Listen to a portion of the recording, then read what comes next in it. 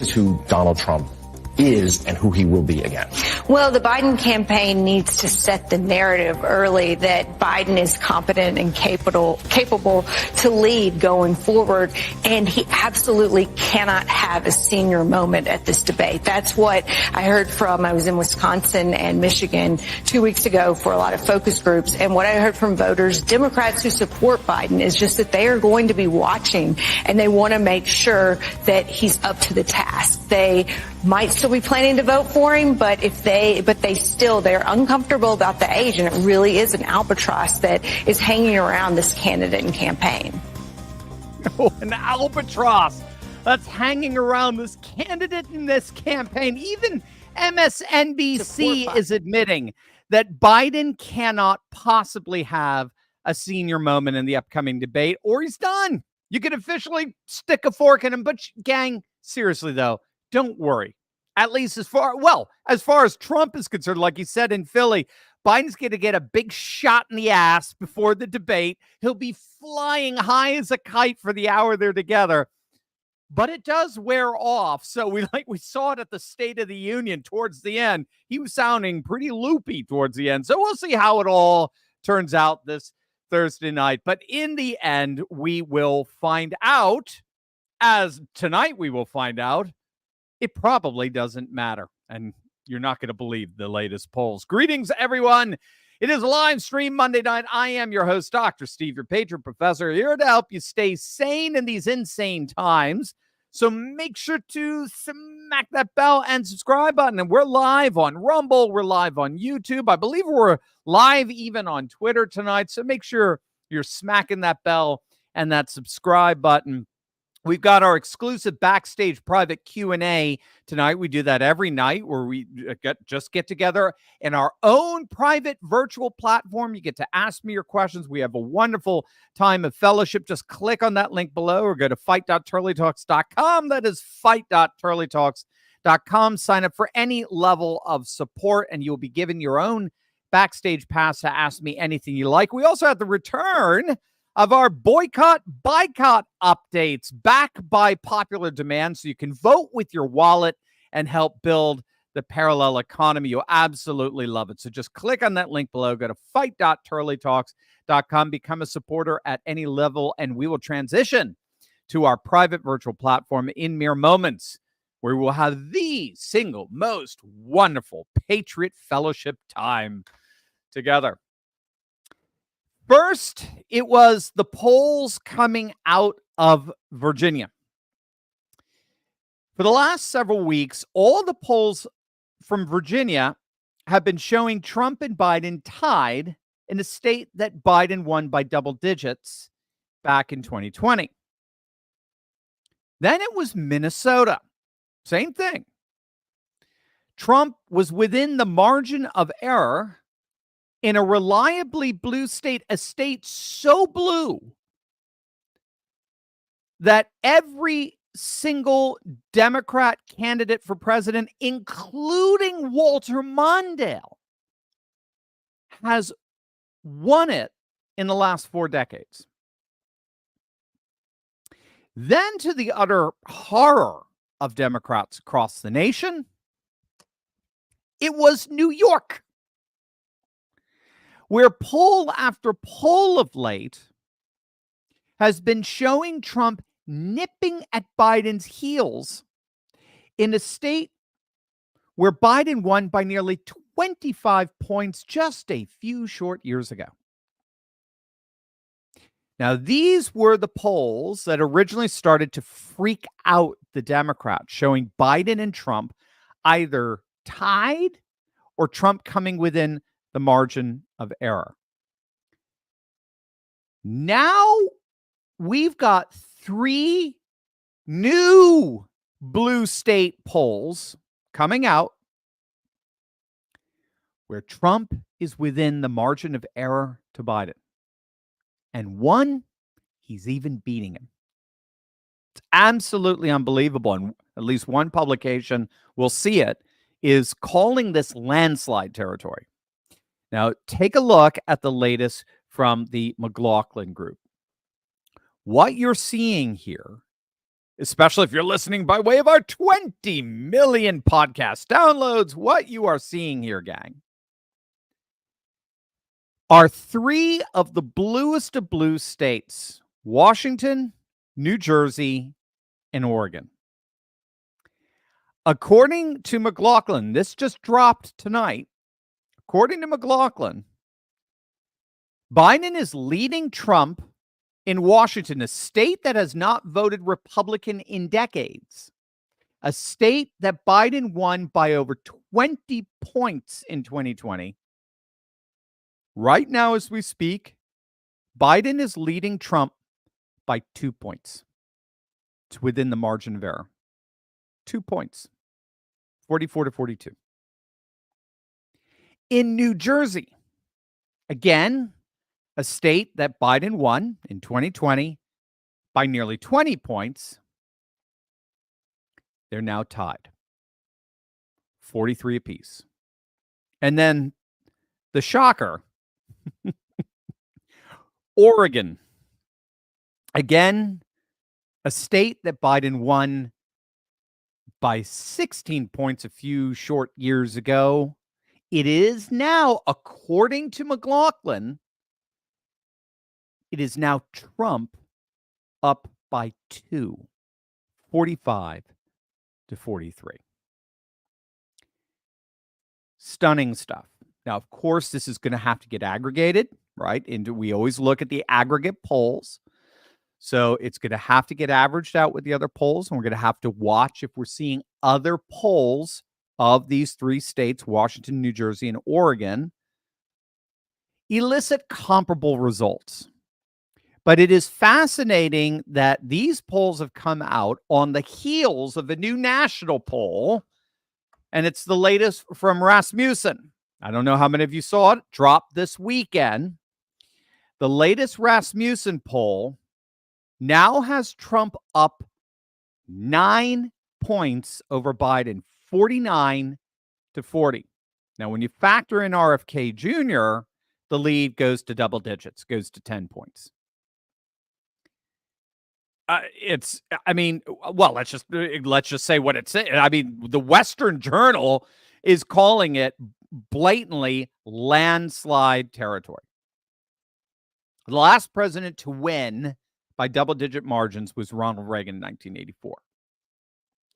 Now, again, that said, we have to obviously take this lead with a grain of salt. It goes way beyond the polling aggregate, which is about a point, by the way. Trump has about a 1 point lead in the RCP polling average. That's from Red Eagle Politics there. Great Twitter feed if you haven't followed him.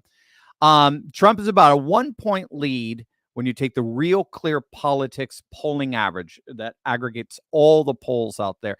And by the way, what's so interesting here, as he points out, is that Trump's lead today, his average lead, is actually 0.1% higher than it was before the conviction. Imagine that.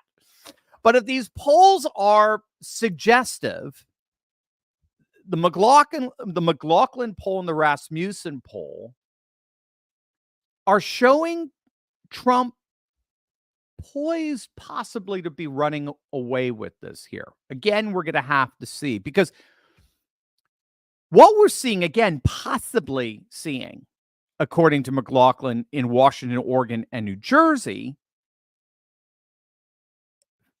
fascinatingly mirrors comparable polling in the three states I started off with: Virginia, Minnesota, and New York. Again, it's amazing stuff.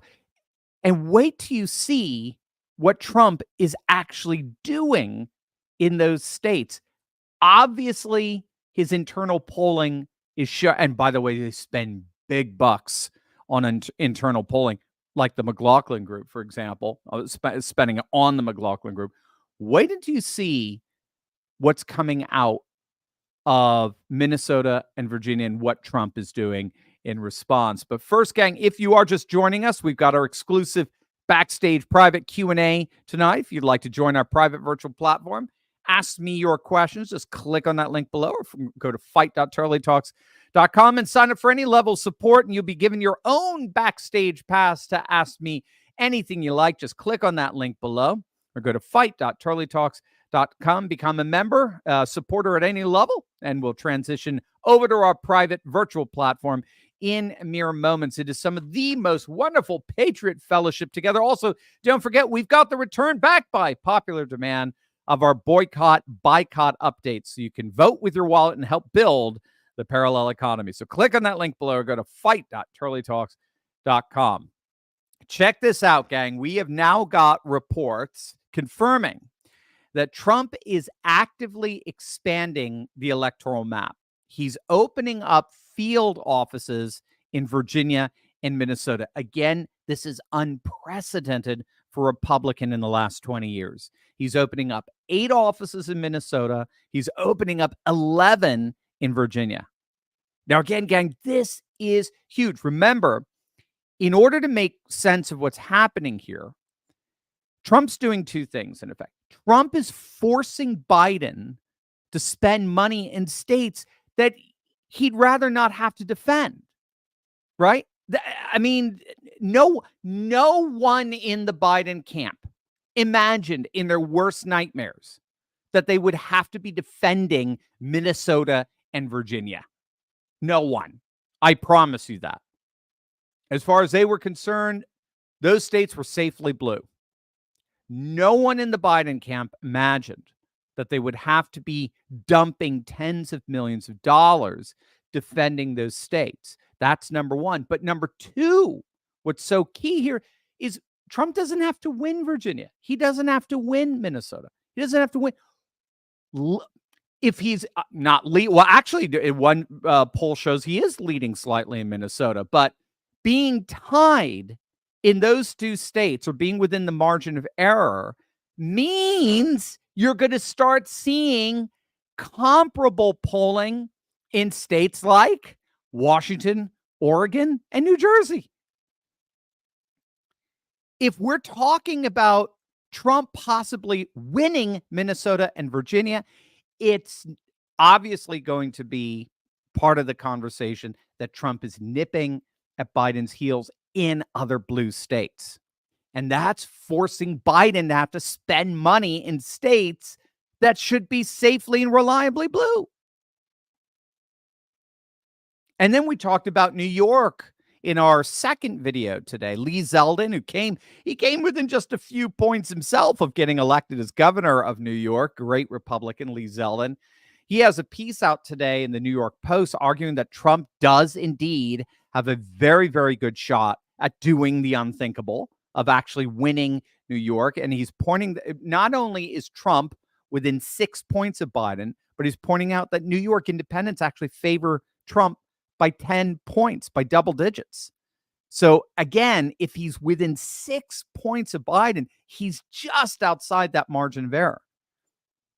Biden won New York. Just to compare, he won New York by nearly 25 points in 2020.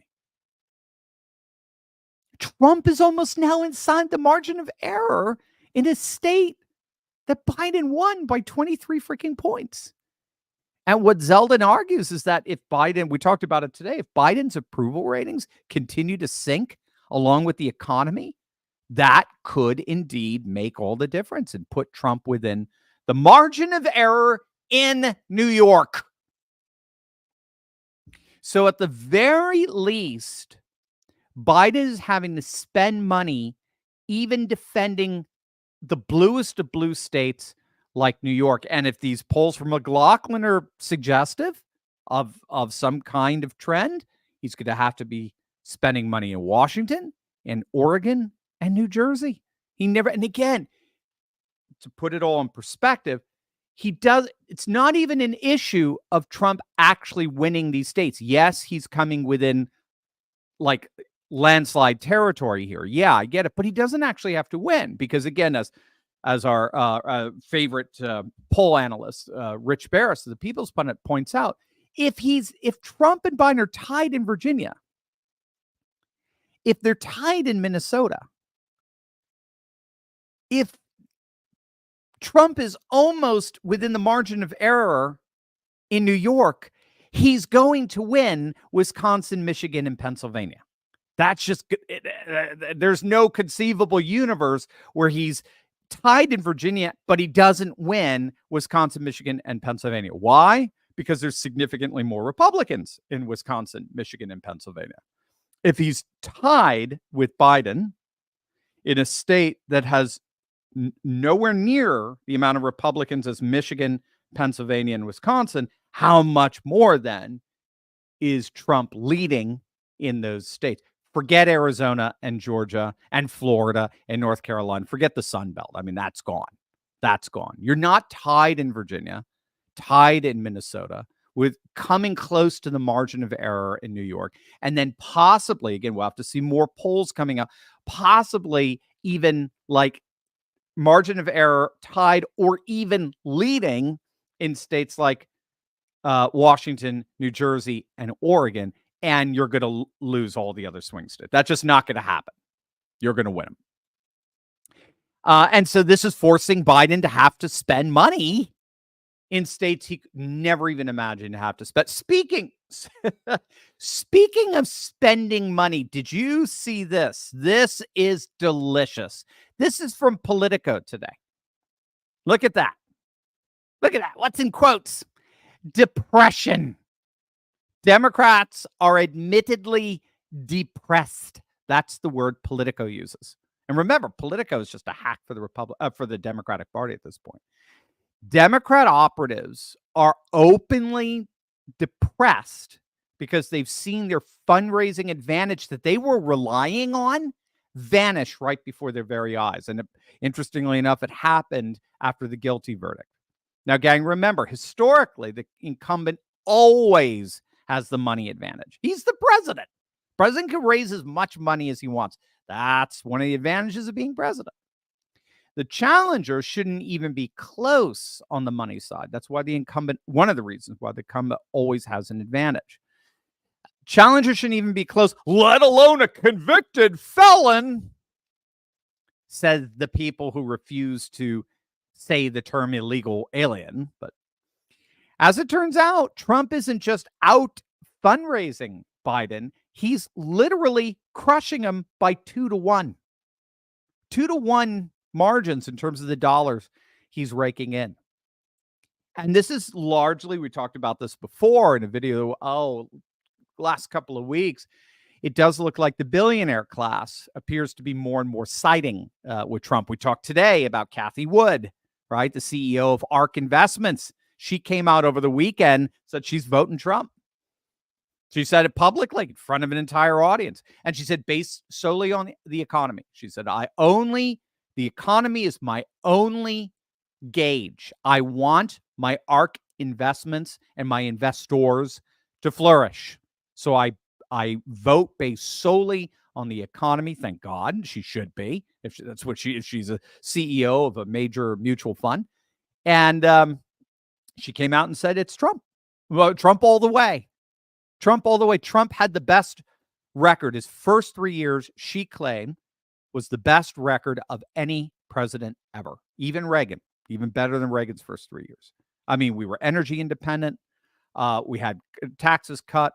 Economy was blowing away in terms of growth, whatever Obama. It never went beyond 3% growth with Obama. I don't think it ever went below 4% with Trump in his first 3 years. So this political article admits that right now, as we speak, Democrat operatives are actually getting very depressed at how bad things are.